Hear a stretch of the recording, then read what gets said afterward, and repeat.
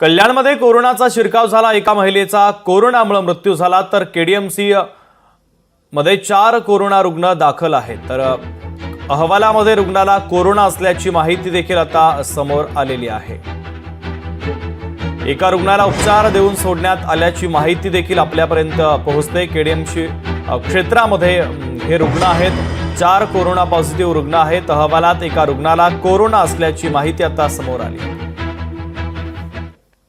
आपल्याकडे कल्याण महानगरपालिकेच्या क्षेत्रामध्ये महानगरपालिकेच्या क्षेत्रामध्ये आपल्याला एक पेशंट जेव्हा प्रायव्हेट हॉस्पिटलमध्ये ॲडमिट झाल्या तेव्हा त्यांची तब्येत खराब होती अतिशय, तर त्यांना त्या दृष्टीने सगळे उपचार देण्यात आले होते आणि त्यांचा स्वाब घेण्यात आला होता।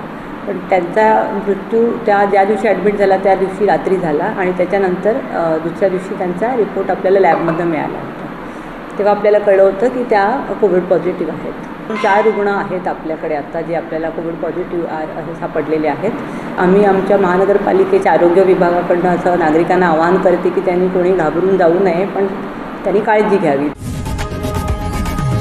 लोकशाही मराठी ऐका, पहा, जागरूक रहा।